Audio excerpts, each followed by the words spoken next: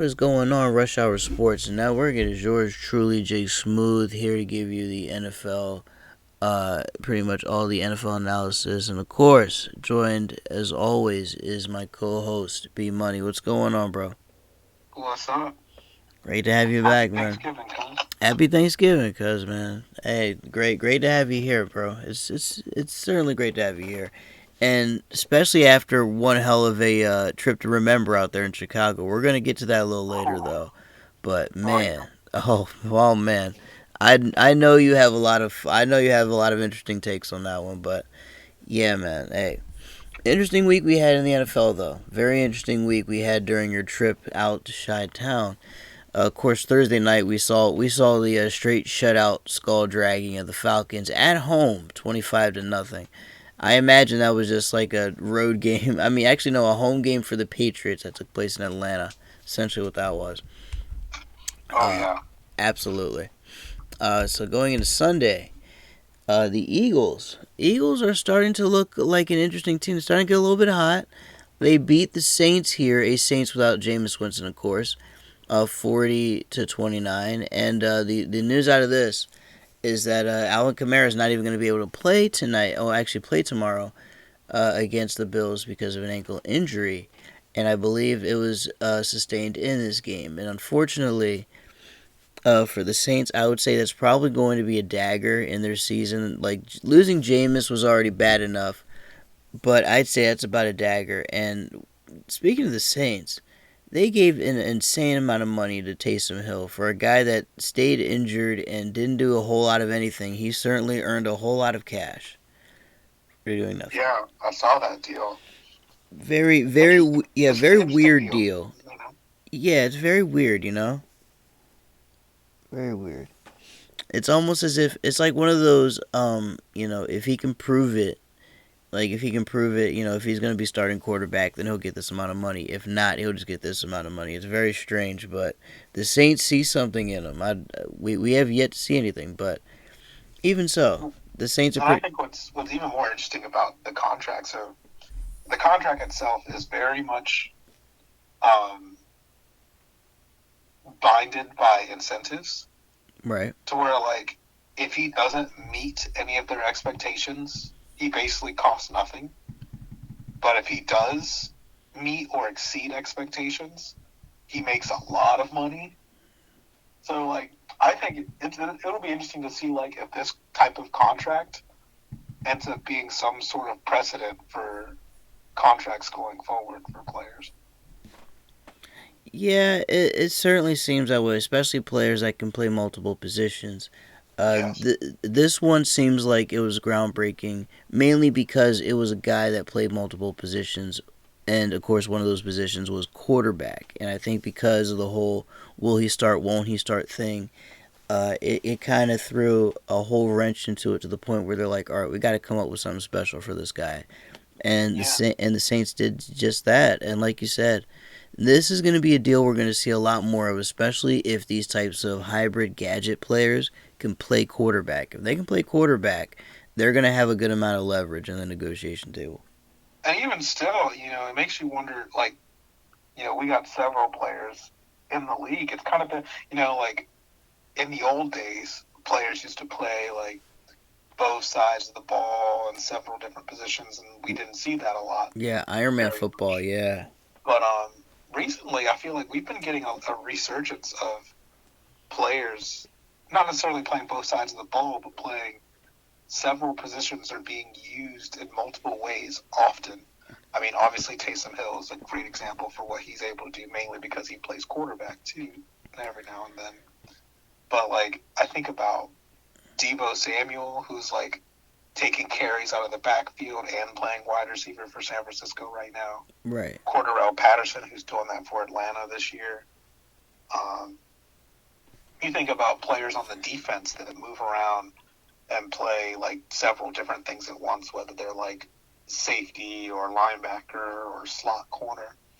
Like you wonder, for players like that, is this type of deal maybe going to be something where maybe those players ask their agents, hey, can you try to get me a contract that has incentives where like if I place X amount of snaps at this position and plus X amount of snaps at this position, I should get paid more.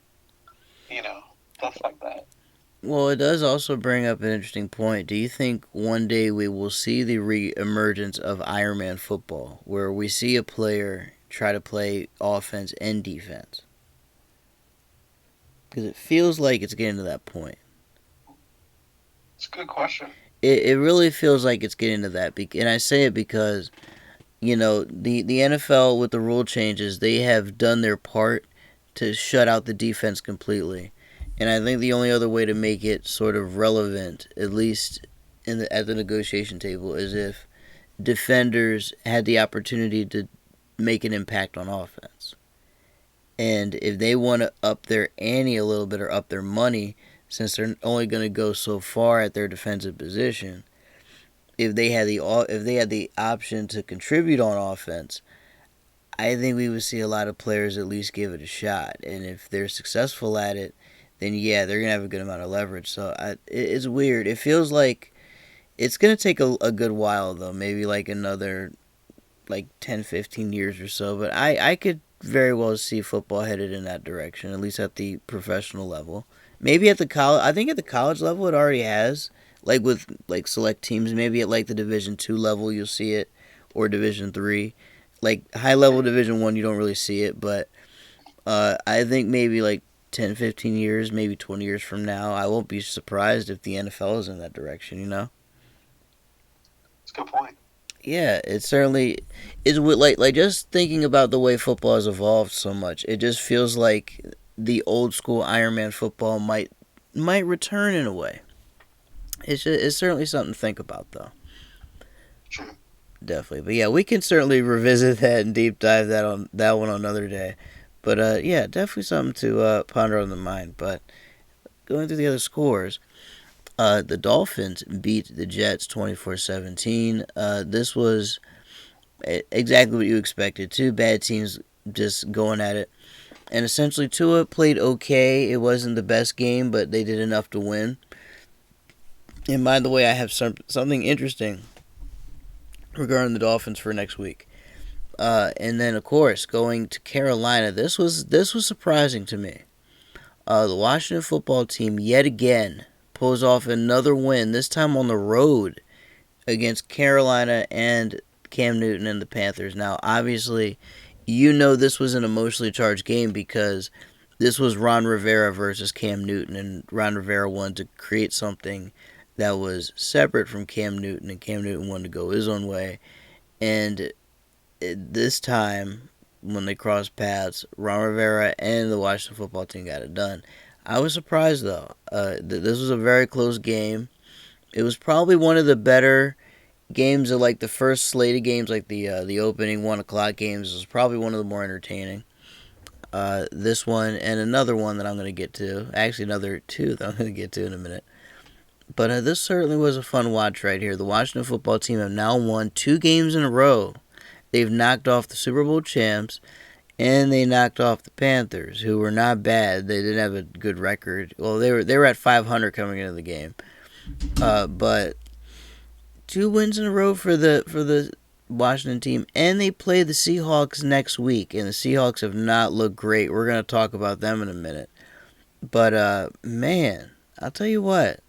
Washington might be a team that I think might gain a little bit of steam and might make things interesting there in the East. The Eagles are picking up a little bit of steam. Now Washington's picking up some steam. The Cowboys just lost 2 of their premier weapons.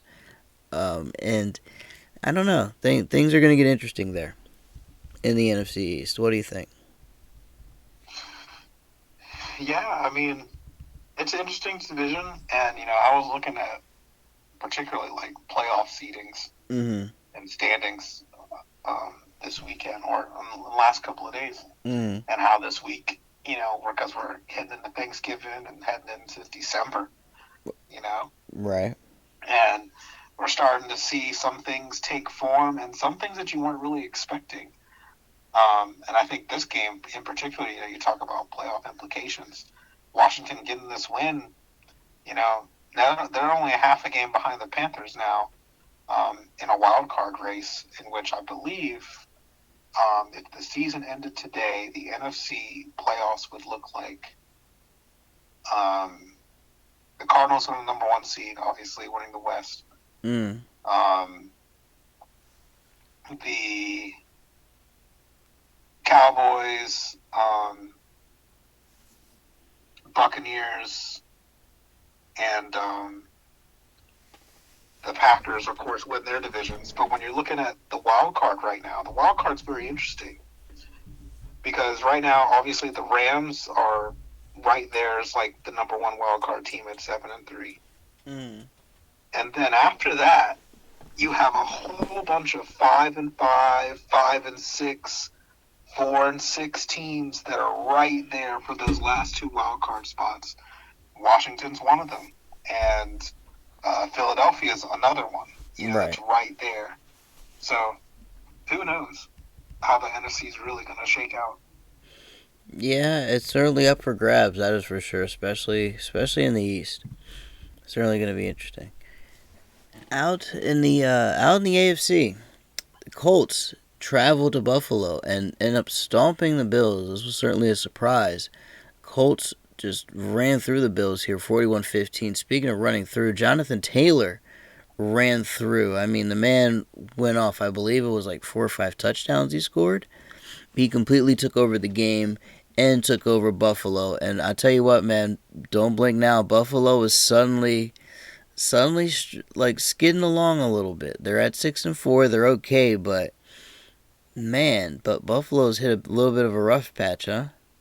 Not only have they hit a rough patch, but this loss, they're now second place in the division. The Patriots take the lead. Yeah, Patriots took the lead thanks to the Colts just going to Buffalo and Jonathan Taylor just saying, you know what, screw this, I'm gonna run all over them. And they had no answer for Taylor at all, man. Taylor just ran all over him. It was entertaining to watch. Certainly some of the best running game I saw all weekend long. That is for sure. Yeah, and then the other thing I gotta say is, how about the Colts, man? Like, I think we were talking about last week that this was an opportunity for them to really make a statement win and beat a quality football team. And they did that. And they they didn't just beat the Bills. Oh my goodness. Yeah, they curb stomped the Bills. They went to Buffalo and did it. It's not like they were at home. They went to Buffalo and got it done like this. In devastating. To me, for the Colts, this is a huge win, and in my mind, it's solidifying them, as a for sure probably wild card team. Absolutely. If they can stay healthy and stay intact, we're certainly looking at an interesting team, and the Colts are certainly going to have the team that I believe they were hoping for before the season started.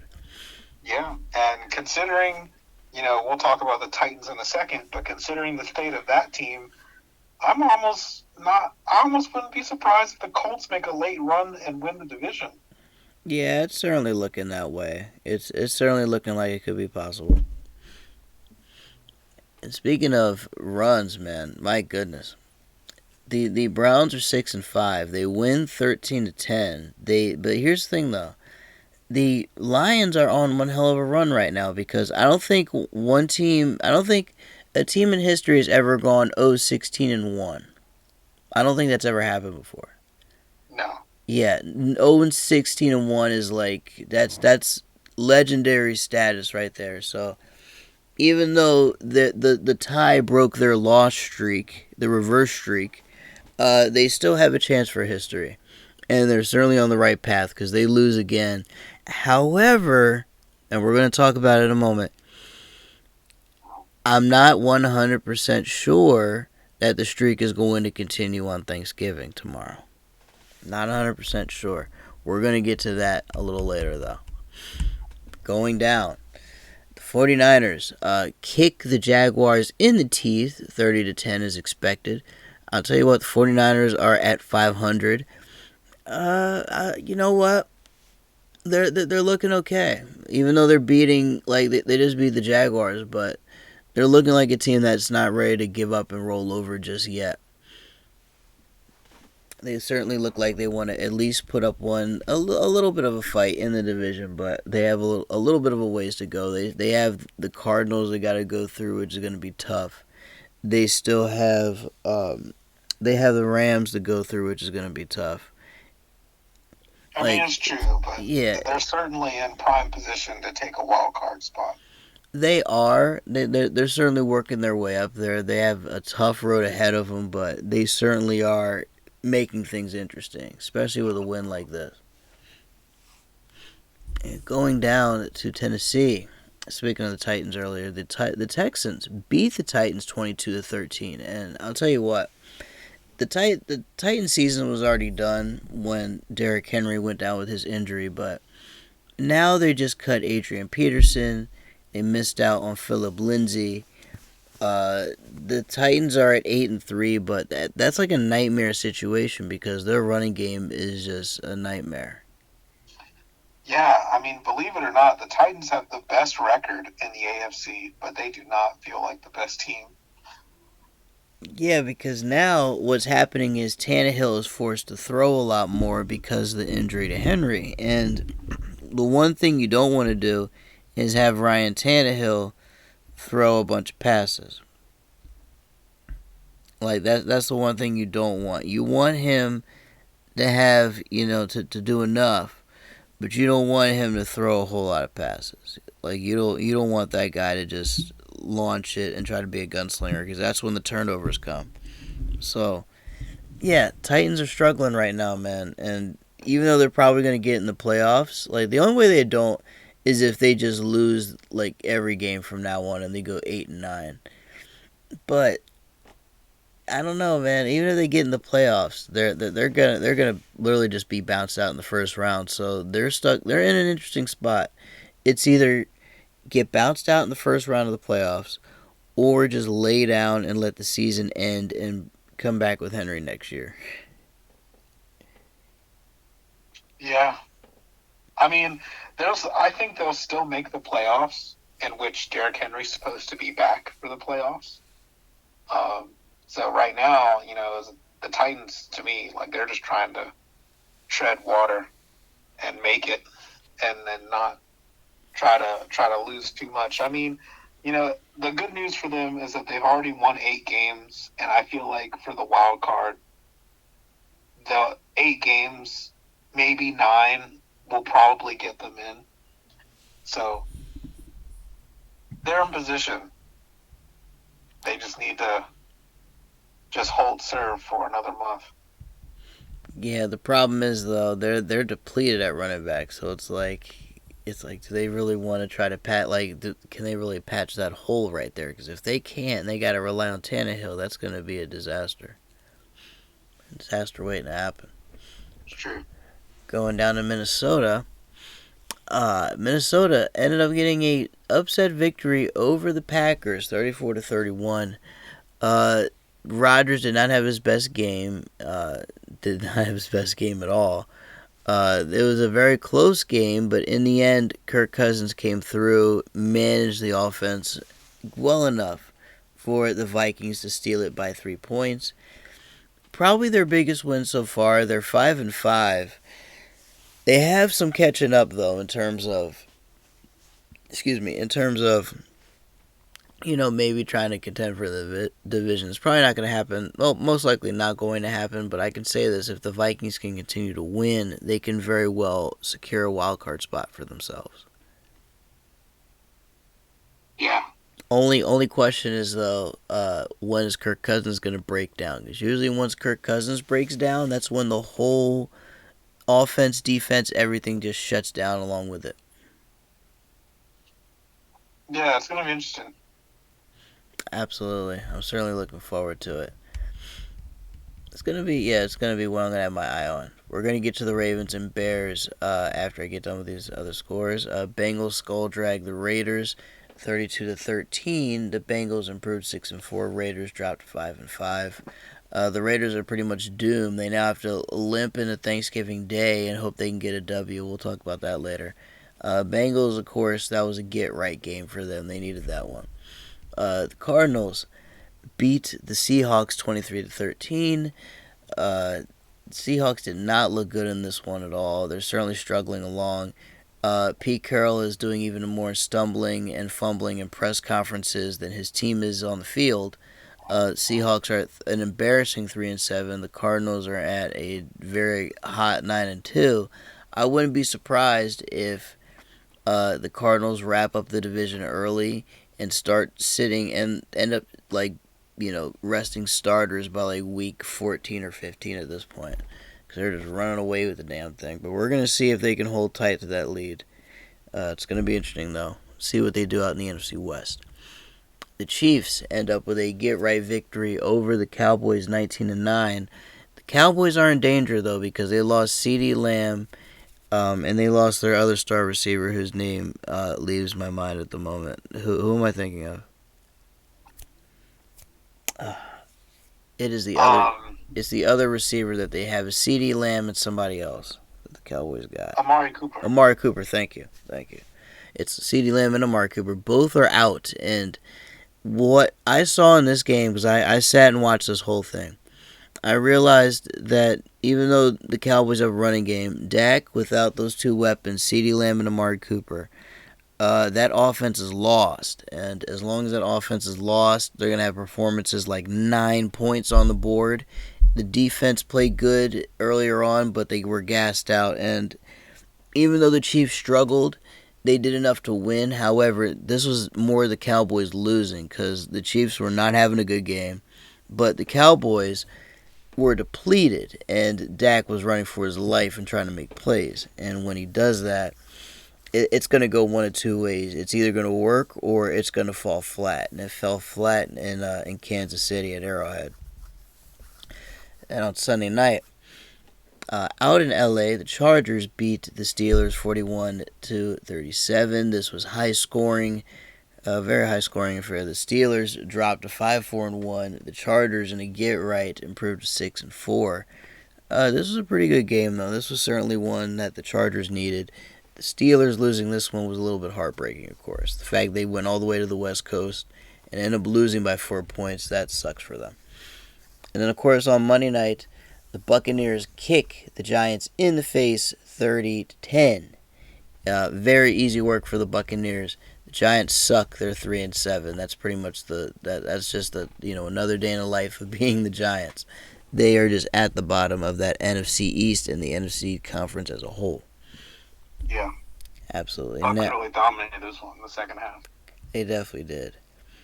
Do me a favor, switch over to sportsbetting.ag real quick. That one site I sent you before. I am going to pull that up so we can do the Thanksgiving lines. Now, I'm going to go through. No, we forgot a game. Did we? What game? The Ravens. Yeah, we did. Oh, yeah, that's right. Beat the Bears. Yeah, they did. The Ravens did beat the Bears 16-13.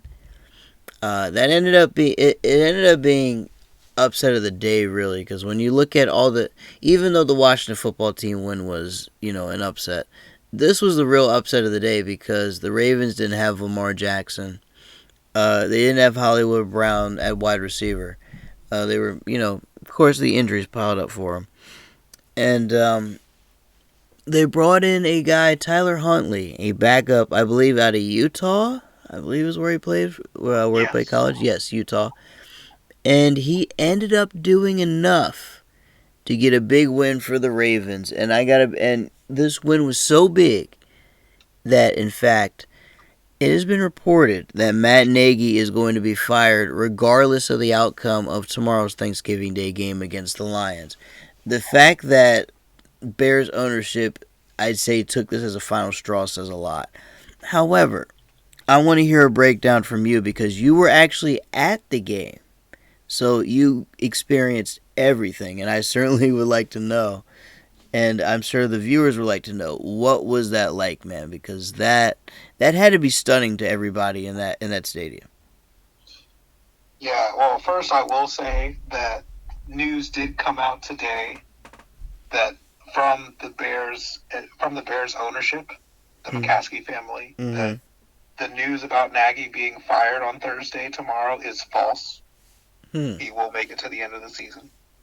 So the reports are that he will make it to the end of the season. Yes, he will. Is he going to make it if they lose to the Lions? If they give the Lions their first win, I wonder if they're if they're gonna stick to that. The report as of today from the McCaskey family is that he will be the head coach still, regardless of what happens on Thursday. Huh. We'll have to wait and see what happens Thursday, because that certainly contradicted a lot of other reports. But we'll have to see. I mean, I'm taking this report as the truth. Has been reported by multiple reputable sources. Oh no! Oh no! No! Straight Oh from no! the No! No! McCaskey family. Hey, look, it's definitely the truth. However, the past has proven that even when statements like this have been made, we've seen totally opposite decisions be made within a week or two of statements like this. So that's why I say we will wait and see if they hold up their end of that actual statement, because I wouldn't be shocked if they, let's say the Bears lose tomorrow. I wouldn't be shocked if Nagy ends up being on a short leash and he's gone before the regular season even ends. I mean, it's possible, but the McCaskey family has never been one to move very quickly, so that's why I think he will still probably make it to the end of the year. They aren't, but have they ever had a coach this bad before? Yes. I mean, they've had bad coaches. Matt Nagy bad to where they're literally chanting for the guy to be fired as a franchise QB is being carted off the field. Did you see the Chicago Bears throughout the entire 1990s? One of the worst teams in football. Oh, absolutely. But their quarterback was not the best, though. Fields is the best I think that franchise is probably going to have if they don't screw it up. Yeah, but he's still a rookie. So, like, you know, That's you can't true. expect a rookie to actually, like, go out and win and put a team on their back. Like, almost, unless the team was already playoff ready, which this Bears team is not. Right. That no rookie ever goes out there and just runs the table and wins it all, you know? Yeah, everybody's got some growing pains. Of course. Well, the thing is, though, he has a higher ceiling than McMahon ever did. McMahon was just one way. That man was one way. Fields has a lot more. He has a lot more of a ceiling to grow than McMahon did when he came from into Chicago. That's the thing, though. Hopefully, if the Bears play it right, Fields can actually be their answer to a franchise quarterback. Because I can tell you right now, Andy Dalton is an okay placeholder, but if Fields does not pan out, they're going to be hunting for another one. And this year's quarterback room stinks, so they're going to have to. The Bears are going to have to pretty much play this one right. And I'll tell you what, after watching them lose to the Ravens and a backup quarterback and a depleted team, that ain't really good. That ain't a good sign. It's true. But yeah, as of my report of the game, I mean, it was a great experience. You know, always love going to a game, going out. You know. Oh yeah. At Soldier Field in Chicago. You know, I was headed downtown for the game. I remember getting the news on the L on the way downtown that Lamar Jackson was going to sit. And I was just like, damn. This game's not going to be very fun. So, you know, came into the stadium, you know, chilling, just trying to be real low-key. I will say this, though. Mm-hmm. There were a lot of Ravens fans in Soldier Field on Sunday. Oh, a lot of them made the trip, huh? There were a lot in the stadium. Wow. Like, I'd probably say, and also the other thing is, too, is that the stadium was just about, I'd say, sold out. So, like, with that being said, mm-hmm. I'd say probably 30-40% Ravens fans in the building. It was a pretty good crowd. That's actually really good. I imagine majority Bears, like I imagine, right? Yeah, but that's actually really good though. That's actually a good amount of Ravens fans that I imagine either made the trip or probably transplants. Yeah. But still, after all, Chicago's the third biggest city in the country, so as far as population goes, so. Oh yeah, and it's funny you mentioned we talked about Nagy earlier. You mentioned the crowd was actually chanting for him to be fired, which is very interesting. Yeah, so the way this game was going, first of all, I was just gonna say that where I was sitting, I was surrounded by a bunch of Bears fans. Though there was this one guy that I noticed, and I'll come back to him later. Right. I'll come back to him later. He was sitting a couple rows in front of me, but but yeah, I was surrounded by Bears fans, and I remember, talk a few words to him. It's just like, hey man, they're getting, they had some confidence in them, at the beginning of the game. Like, hey man, I'm sorry, Lamar Jackson's sitting, really wanted to see him. Like, I'm sorry too, is what I was saying. Right. I was like, I got no expectations. I'm just here to have a good time. Right. We gonna do what we gonna do, and the game goes along. And, I remember like the very beginning of that game, the way it went. Like the Bears were moving the ball well at first, but weren't quite like just scoring. Because I know like their kicker missed a field goal the first drive, and then like there were some sputters here and there.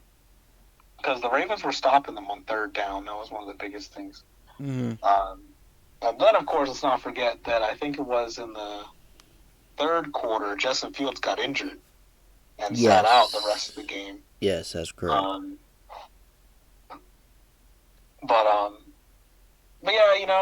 yeah, as far as the report in the game, I mean, Tyler Huntley was just playing safe.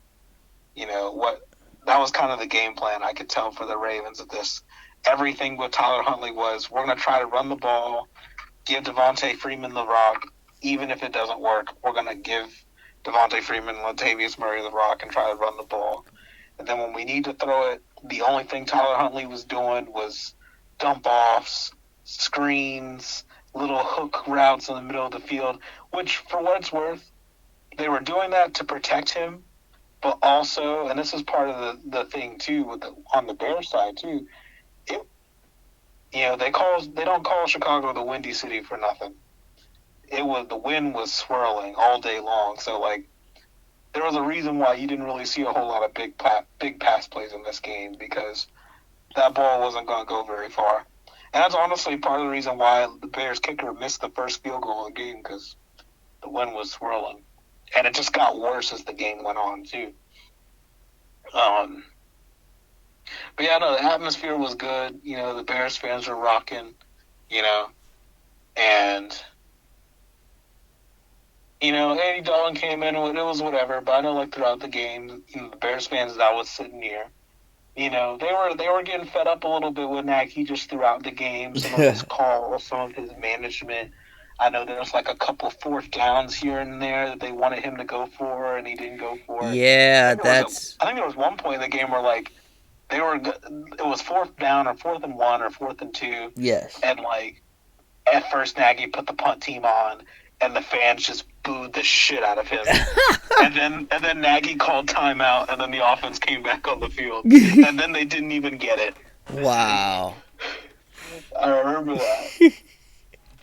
I mean, honestly, that sums up Matt Nagy right there. That man does not have that Chicago toughness in him. He doesn't have the stones. He's got no balls. Right, he has no stones, man. No stones whatsoever. No balls. No, exactly, none whatsoever, bro. And honestly, I can understand why Bears fans are fed up with him. And actually, in that report, as of today, basically he has till the rest of the season. In other words, he's going to finish it out.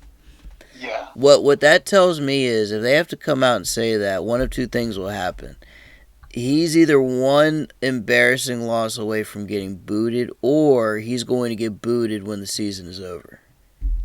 But I feel like his time might be winding down either way. I think so too. It really feels that way, because when you see the lack of adjustments, and you have a cornerstone franchise QB in the making like Justin Fields, or at least the potential of it, and you have the chance to work with what you got, they have a decent team there. But my goodness, Nagy is the reason that they suck. Like, he's the reason they only have 3 wins. Yeah.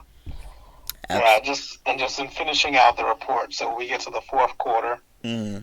In the final 2 minutes, we get all the scoring that happens. And I remember, the Bears fans that were around me, they were getting into it, especially because if you remember, the Bears should have won this game because Andy Dalton hit, I think it was Marquise Goodwin, on a Ravens cover zero, dumb shit, Mm-hmm. and busted coverage. 4th and 11. Not only did the Bears convert, but they score a touchdown. The stadium, Schiller Field was rocking. The Bears fans around me were like, "Oh yeah, fuck yeah! Like this is our shit. We about to win this game." They needed a big win because let's also not forget here, the Bears were coming off a bye, Right. so they needed this win just to feel good going into the rest of the season. And then I just remember the Ravens get the ball back. They start driving down the field. Tyler Huntley hits a couple big throws to put the Ravens in the red zone. And Bears fans are like, "Holy shit, what the hell?" And I tell you, bro, Devontae Freeman scores that touchdown, gets into the end zone, that go-ahead touchdown. Mm-hmm. I put my hands up. I'm there with my dude. I'm there with my dad, actually. We hanging around, we're celebrating, the touchdown or whatever. Right. And then we high five, whatever. And I swear to God, as soon as I turn back around after we high five, the 2 rows of Bear fans, like my row and the row in front of us, were gone. The people were gone. They left. I swear to you, Devontae Freeman scores a touchdown. I'm celebrating. I turn to my dad, give him a high five, and I turn back around. And they're gone. And they were gone. Wow. They were gone. They knew it. At that point, they're like, "Oh, we've seen this before. We're out." Yeah, they were gone. And here's so I said there was a couple rows in front of me. There was this one Bears fan. Right. So I didn't explain. There was this one Bears fan who was wearing a Justin Fields jersey, and as soon as Devontae Freeman, and this happened, Devontae Freeman scores his touchdown, I high-five my dad, I turn back around, the other 2 rows of people are gone. I see this guy 2 rows in front of me who's been wearing a Justin Fields jersey this entire game, Mm-hmm. pulls out of his pocket a Baltimore Ravens hoodie, puts it on. I was like, bro. You said, wait, you pulled the hoodie out of his pocket. I think he had it tied around his waist or something. Oh, so this guy was like, "Yo, I'm getting ready just in case." Yo, what? He had it tied around his waist because I noticed he had some type of purple something tied around his waist, and I was like, all right, strange because you're wearing a Justin Fields jersey, Right? But I'll allow it. And then literally as soon as the Ravens took that go-ahead touchdown with 25 seconds left, he puts the hoodie on. He puts it on. Man. Damn. Man, that is hilarious. Jeez. And then it was at that point is when the chants began throughout the entire stadium to fire Matt Nagy. And you know what? At 3-7, I get why. And you know what? We talked about this earlier in the season. I felt like this was somebody who, depending on how he treated Justin Fields and how the season played out, he was somebody that was one to watch. And now he's one to watch for all the wrong reasons. I feel like if they lose to the Detroit Lions, if they lose to the Detroit Lions tomorrow, we can count on this man pretty much being fired at any moment.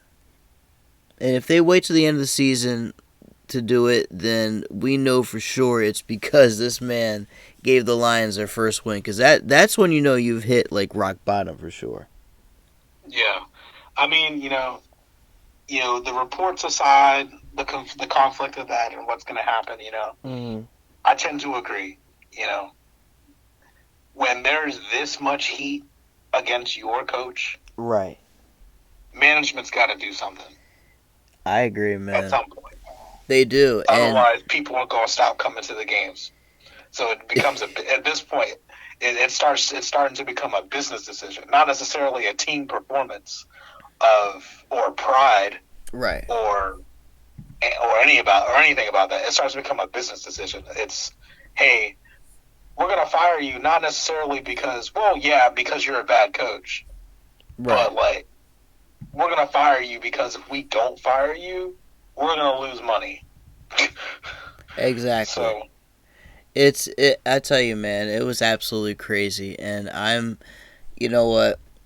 It's certainly I'll tell you what.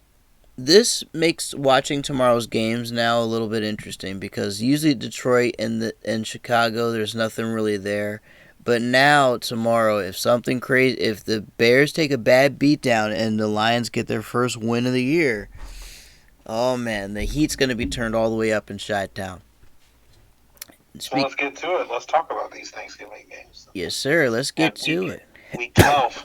Yes, sir. On sportsbetting.ag is where I'm at, and since it is Thanksgiving, you know the deal. I'm going to give you a two-piece and a biscuit in terms of, in other words, I'm going to give you 3 plays this weekend, three like spreads here, and I want to know your opinions. Of course, they're just 3 picks that I think are guaranteed to hit for the weekend, and I would like your opinion on them. I think the first game that I'm looking at is Chicago and Detroit. Now, this is not a guaranteed bet, but I'm thinking tomorrow, not Detroit on the spread, not the +3.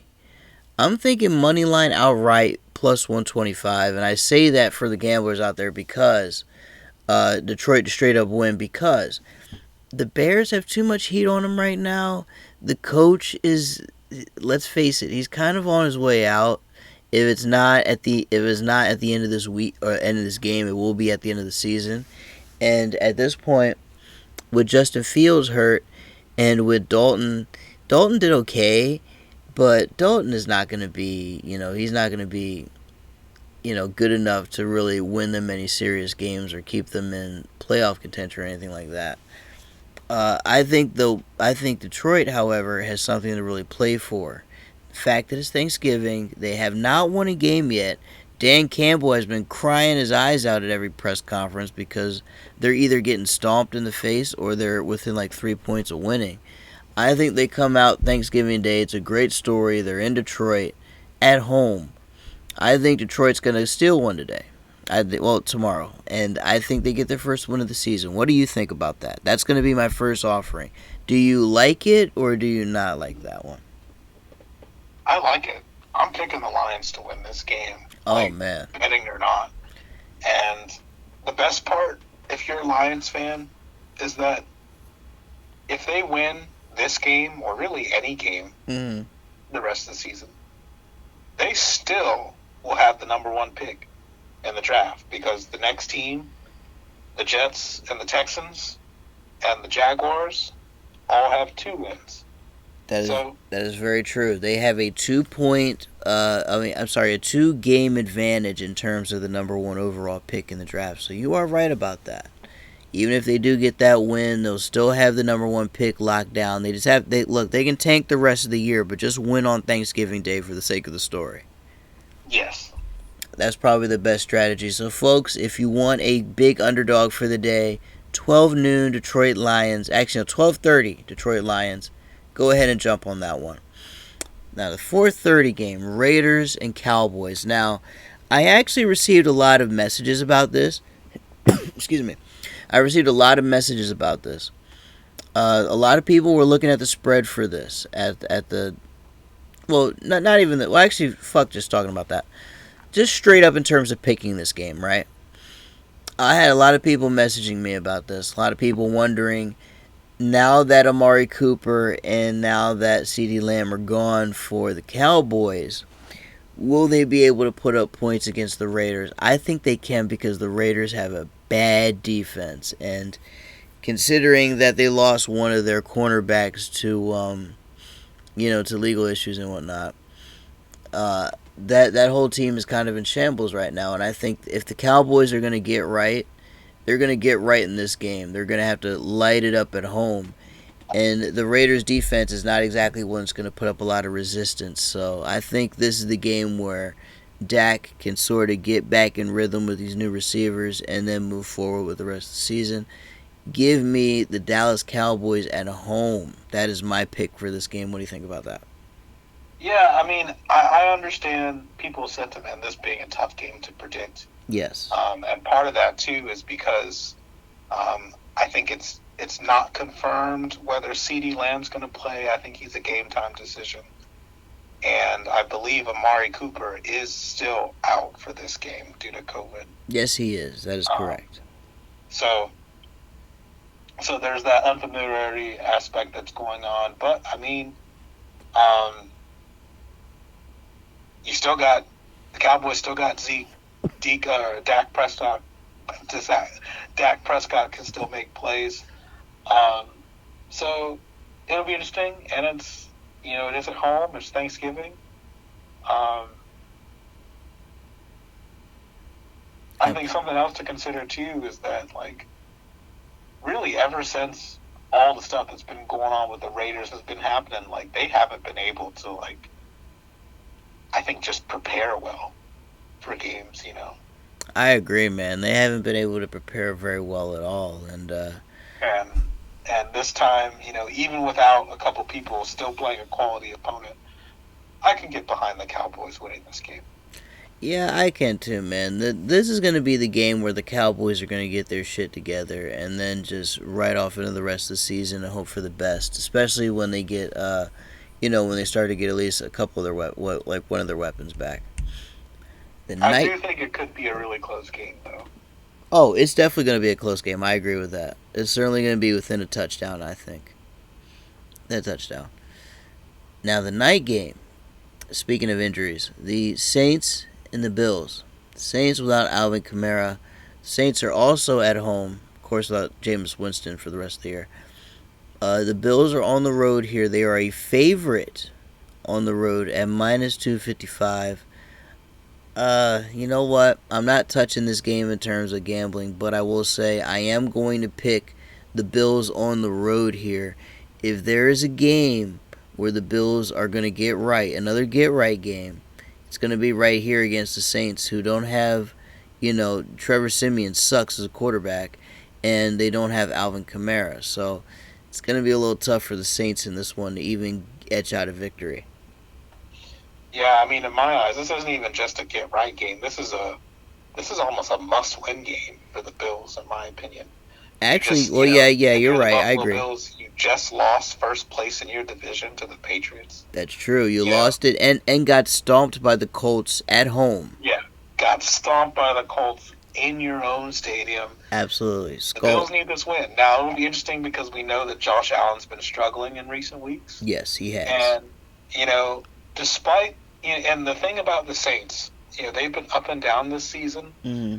And part of that has been because of, I'll say, average to below average quarterback play. Mm-hmm. No matter who's been quarterback, whether it's Trevor Siemian, Jameis Winston, Taysom Hill, whoever. Right. The quarterback play's been meh this year. Right. But what's really kept the Saints afloat, I think, and has allowed them to manage some interesting and or impressive wins here and there this season has been their defense. I think their defense has really carried them this season. And considering that Josh Allen hasn't been playing well, it is possible that the Saints defense could shut him down. But I could very well say that. I think the Bills have something to prove here, and I'm picking the Bills to win this game. Absolutely. I'm going to pick the Bills as well. I agree with you 100% on all fronts. This is must-win for the Bills. If the Bills don't win this, man, they're going to be in danger. They're going to be in serious danger. Everybody in upstate New York and Buffalo, you're going to have to ring the alarm out there because you guys are going to be in all sorts of danger if you don't win this one. 6-5 is not... Truly, the Buffalo Bills, imagine what that whole atmosphere of Bills Mafia is going to be if they were to lose the division to the Patriots this year. Absolutely. It's going to be an absolute wreck, man. It's going to be an absolute wreck if that happens. And that's going to be on Thursday, man. Hey, we got some good games tomorrow. I'm actually, we have 3 games that are worth our watch because we have the Lions, see if they get their first win. The Cowboys need to bounce back, especially without their weapons. And then, of course, the Bills in a must win on Thursday night. So, honestly, folks, I'm excited for the games tomorrow, man. I'm certainly going to be glued in front of the television all day. Now, going on to Sunday's games. We have speaking of the division, Titans and the Patriots. The Patriots are favored by 7 points in this game. They are at home. I am going to take the Patriots because, as we talked about before, the Titans are already cooked, man. They're already cooked, and the Patriots are looking really good. I will say, and I will say this about Mac Jones. Even though I have said Mac Jones was not necessarily ready for the next level, he's certainly adapting well, but you can tell he's doing well in this system. He's adapted well to the system, and he's certainly the quarterback Belichick has looked for, even though he's no Brady. With that being said, though, this team is far away from winning any Super Bowls, but they certainly are going to make a little bit of noise this season, and it's going to continue on with a win over the Titans. And you and I are in agreement. The Patriots got that one right. Yeah, and I think an impressive win it would be if they were able to pull it off. I agree. The Jets and the Texans. The Jets are the underdog, 2-point underdogs. The Texans are favored by 2 at home. Give me the Texans in this one. This game is much ado about nothing, obviously. Not too much on the line here. Who you got in this one for the hell of it? Yeah, and a shout out to Urinating Tree. This is a tank bowl. Yes, sir. This is certified tank bowl right here, man. This is for the number 2, number 3 overall pick. Yeah, the number 2 pick. Oh, damn. Oh, that's right. Yeah. So there is something on the line here. We're gonna see which team wants that number 2 pick the most, if you know what I mean. Yeah, for sure. Absolutely. I'm gonna take the Texans though. I'm with you in picking the Texans to win. Right. They seem to be playing stronger football the last couple of weeks with Tyrod Taylor back at the helm. I agree with that one. I certainly agree with that one right there. Let's see. The Eagles and the Giants. Oh, this one is in New York / New Jersey. The Eagles are 3.5-point favorites. I like the Eagles in this one a lot, man. They're starting to win a little bit. Darius Slay is certainly one of the more exciting corners to watch in the league, other than some of the usual suspects in the league. That man has, I believe, more... I think he had more touchdowns than I believe the receivers, the combined receivers of the last team he played, which is pretty crazy. The guy's all over the place. He's picking up fumbles. He's getting interceptions. And he's certainly making things interesting for the Eagles on the defensive side of the football. Give me the Eagles in this one on the road. Who you got? Yeah, I mean, that Eagles defense in general is pretty decent. It's got some good names over there. You talk about Absolutely Darius Slay, but they also have someone else playing corner for them. I'm going to look that up. Yeah, they have. Fletcher Cox and others over there. That's true. They do have a very good corner. You're right. It is going to be interesting though to see how exactly they play moving forward. But yeah, in this divisional matchup right here, we both have the Eagles. Let's see, the Buccaneers and the Colts. Let's see, the Buccaneers travel to Indianapolis. And let's see, the Buccaneers are actually favored by 3 points in this one. And you know what?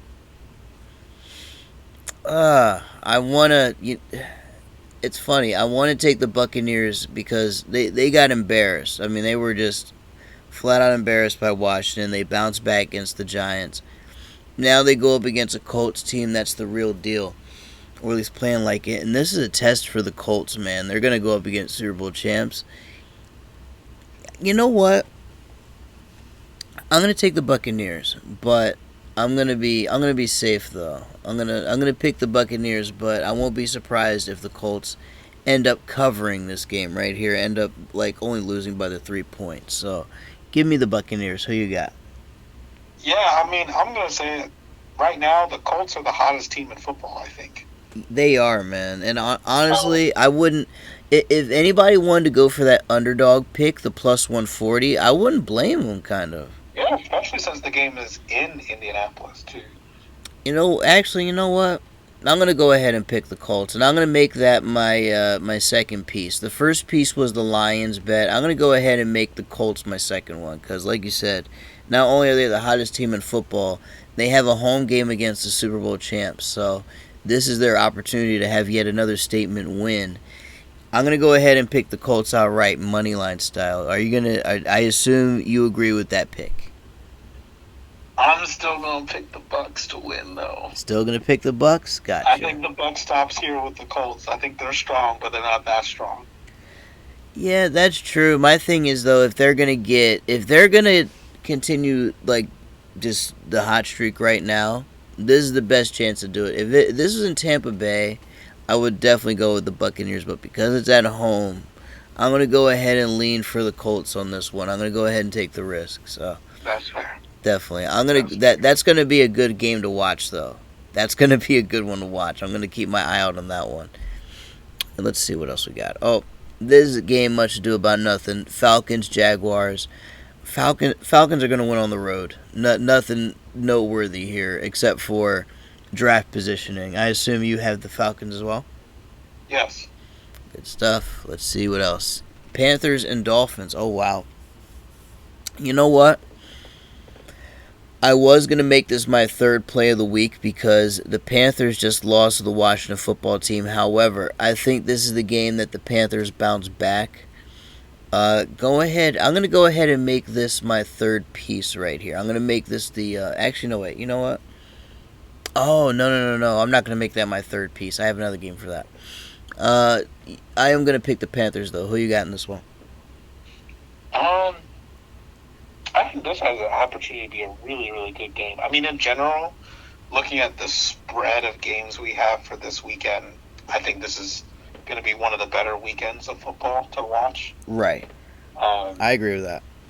This is a tough game to pick for me because I feel like, the Panthers are coming off a disappointing loss against Washington. Right. But the Dolphins, on the other hand, They just beat the Jets.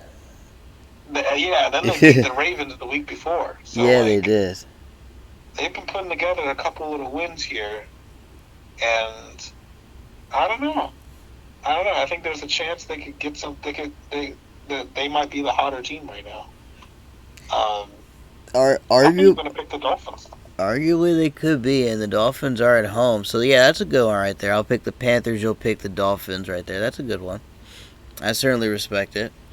And plus, like you said, the Dolphins are not playing terrible right now. They're finally starting to find their rhythm. And it's funny because they almost gave up on Tua and went in on Watson, but it looks like the front office might be regretting that a little bit. Yeah. And I guess, and also, speaking of, we can add some news here. The Dolphins also claimed Philip Lindsay off of waivers today. He probably will not play on Sunday, but Right. Or if anything, maybe limited snaps. But they're making improvements to see if they can squeak into a wild card spot.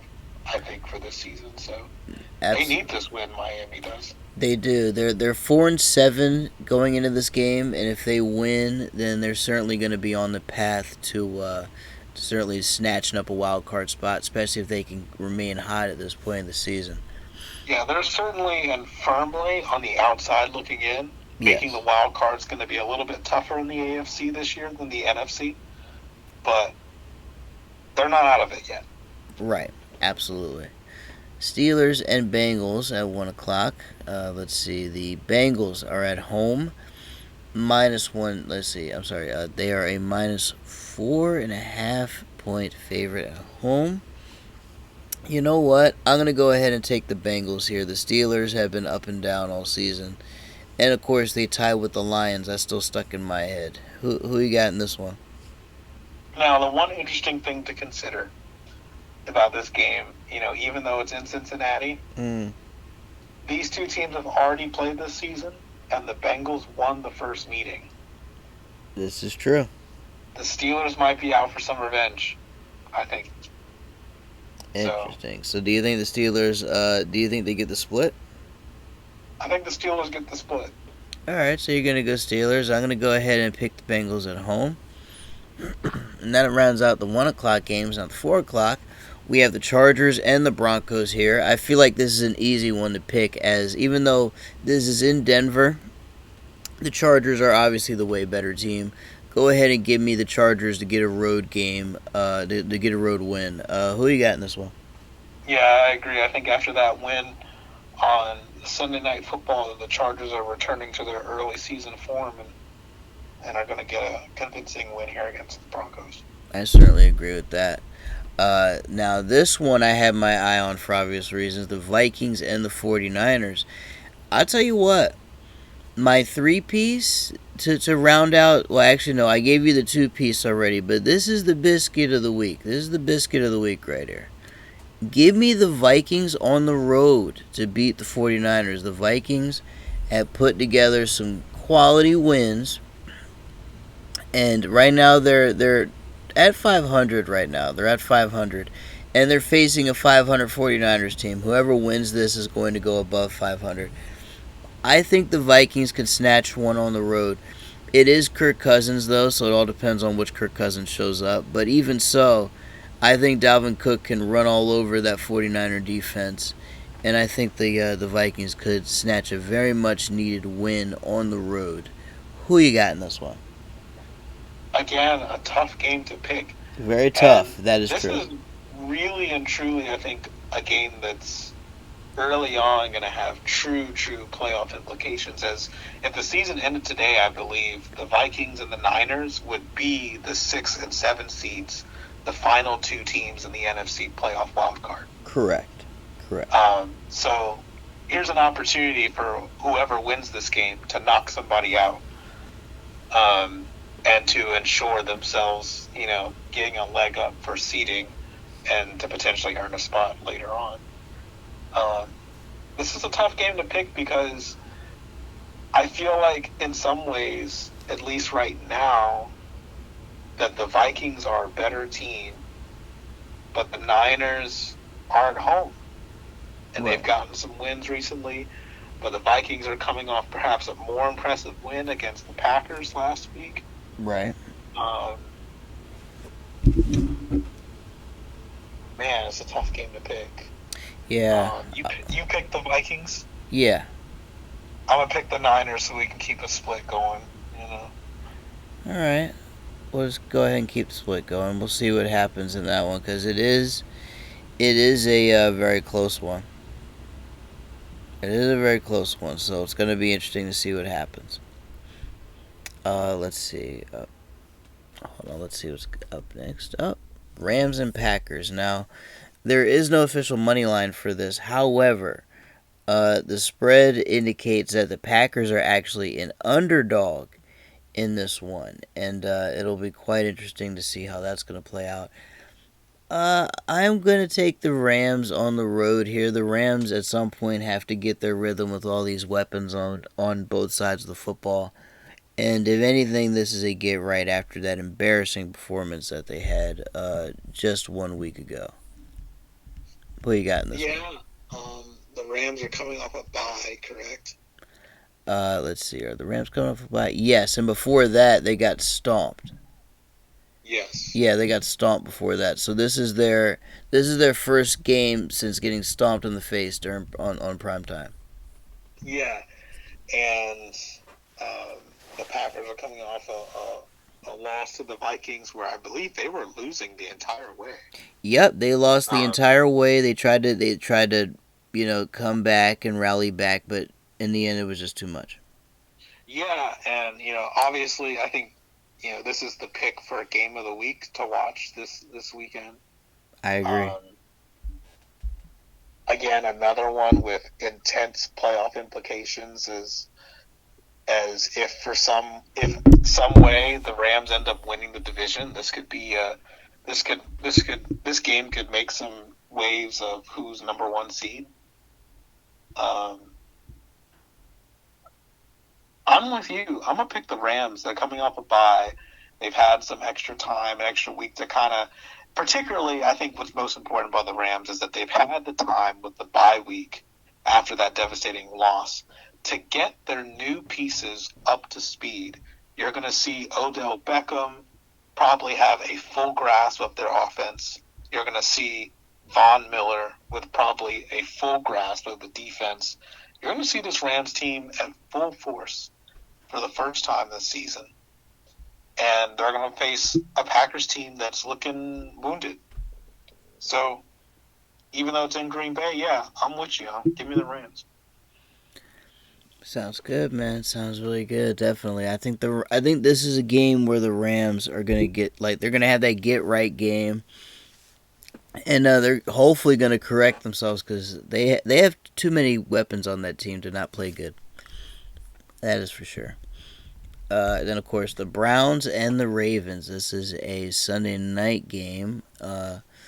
The Ravens are favored by 3 points. Lamar Jackson is back in practice, of course, and he is expected to play in this game.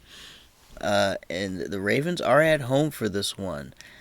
Give me the Ravens at home, man. I don't have faith in the Browns after what I've seen this season. They're way too inconsistent for my liking. And to be honest, as I said before, I still don't believe Baker Mayfield is the quarterback for them. And as you can tell by Odell Beckham Jr. running off, if he's running off one of the better weapons on the team, then he's probably not fit for that team anymore. Yeah, I mean, the Ravens are coming off a huge win. I think that boosts that team morale a lot to know that they can win a game without Lamar. Right.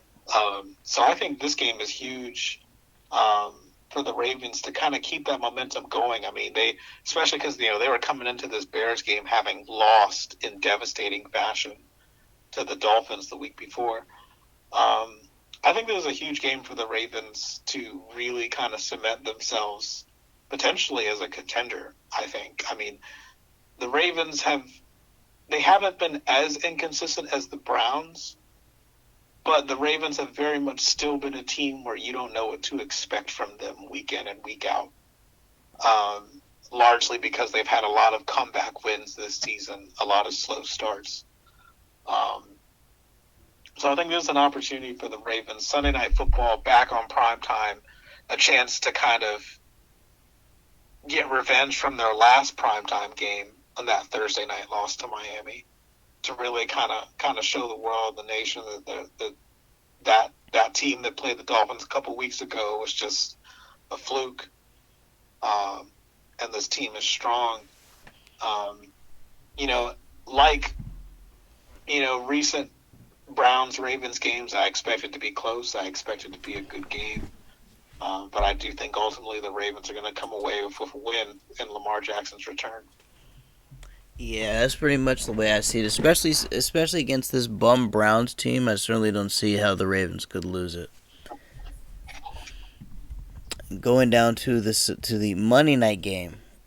This is very interesting. The Washington football team gets a primetime home game on Monday Night Football against the Seattle Seahawks. Now, what's interesting here is the lines as of now. The Washington football team is actually favored in this game.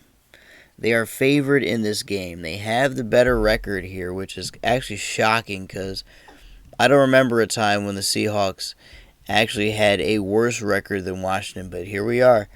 You know what? Usually, I would go against Washington in a spot like this, but this team feels a bit different. It looks like they're finally starting to find their groove and their rhythm.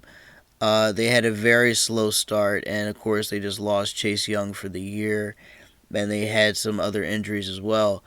But people are starting to step up. They have shifted Landon Collins from a safety to a linebacker, which honestly they should have done week one, but they made the midseason change, and it's finally starting to pay off for the defense. But you know what? I am going to take Washington here at home, -1.5. That's going to be my bonus pick of the week. I'm going Washington, the Washington football team at home. Who you got? You know what? I dig what you're saying. And Washington's been playing great the past few weeks. and Russell Wilson has not looked right since coming back from injury. Yeah, honestly, I don't think his hand is even fully healed because I don't know how you come back from an injury that quick. Yeah, and Seattle's flying across the country for this one. Yes. But I'm still going to pick Seattle to win this game. I think at some point, I just feel like Seattle's one of those teams where, like, as bad as it is, at some point they're going to turn it around and pull some wins out. Ooh. They may miss the playoffs this year. Oh yeah, they're definitely missing the playoffs, but wow. I think they're going to pull. I think it starts here. They're gonna need a miracle for this, man. Because I wanted to pick Seattle, but it's like seeing them as an underdog for the first time, and seeing them struggle, and seeing Pete Carroll fumble his way in press conferences the way they're fumbling it on the football field. It's, you know what I mean. I don't want to pick against them, but I feel like this is the game where it's going to be a bit eye opening, and everybody's going to be like, "Oh shit, what happened to the Seahawks?" It's going to be one of those types of games, you know. Yeah, no, I understand. Yeah, but I'm with you though, man. Hopefully Russell Wilson can pull it out. So I can absolutely understand why you would pick the Seahawks. So yeah, we're gonna be splitting that one. But my 3 plays for the week, though, for those that are gonna be gambling, I'm going in on the Vikings at underdog. And you know me, bro. I usually am very realistic about the Vikings, and I usually don't pick them unless I think they're really gonna win. I'm going to go with the Vikings on that. And then you and I agreed on the other 2 picks that I had made. I'm going. Actually, no, wait. You picked the Buccaneers, but you understand why I would go for the Colts. Yes. I'm going to pick the Colts as my second one. I think that I was originally going to make the Dolphins my second pick, but that game is too close to call. The Dolphins and Panthers, way too close. But the third pick, the one that you and I are both on, is the one that's going down tomorrow. The Bears and Lions. You and I both believe the Lions are going to win. I think we're going to see Detroit get their first win. You still confident in that? I am. Good stuff. I think we're going to be in for a treat tomorrow. Is there anything we missed in terms of news before we get out of here for the holiday? Let's see. We talked about Philip Lindsay already. Yes. Jared Goff will for sure be starting for the Lions tomorrow. Yes, he will. Andy Dalton will be starting for the Bears.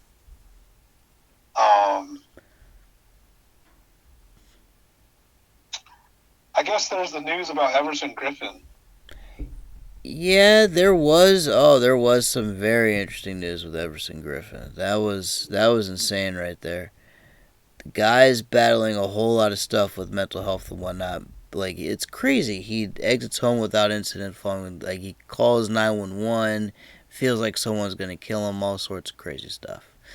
And yeah, my thoughts go out to him and hope that he's getting the help that he needs. He's had, and what's crazy is he's actually been in a psych ward before. Like, he was on the team and he had mental health issues before. So I don't know what the hell it is, but when I heard the Vikings were bringing him back, I remember thinking, is he okay? Like, are you sure you want to bring him back? And then this comes up, but yeah, hopefully he gets the help that he needs, man. He definitely needs prayers for sure. Other news, Zach Wilson is set to return this week for the Jets. Ah, that's right. Even though they traded for Flacco, I believe, Zach Wilson is actually good to go now.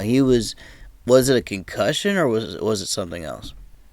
I think it was an actual injury. I forget exactly what it was. Ah, I see. Before.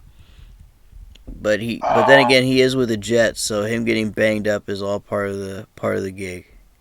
Yes, it is. Yeah, absolutely. And then the only other news I was going to mention was, or we already kind of talked about Adrian Peterson being away from the Titans. Yes. So, yeah, I think I'm good. Yeah. Last news. Okay. The New York Giants fire Jason Garrett, their offensive coordinator. That's right, they did. They did officially fire Jason Garrett, and you know what? That's a good move because after getting embarrassed on Monday Night Football, the fact that Dave Gettleman took Dave Gettleman this long to be tired of the clapper says a whole lot. I mean, that coaching staff is already in over its head, but the fact that Garrett is the fall guy for the whole thing is just so funny, and it's fitting because the fact that he was even hired by the Giants was a bit of a shock, anyways. As soon as he left the Cowboys, I figured his coaching career would end, but no, he ended up in the Giants. I think his coaching career is done now, though. That's for sure. I think I think he's done now. I don't know how he ended up in New York, but I'll tell you what. After what happened in New York, nobody's gonna want to hire that man. That is for sure. But yeah, it looks like we are all good for the week, man. And folks, with that being said, thank you all so much for tuning in.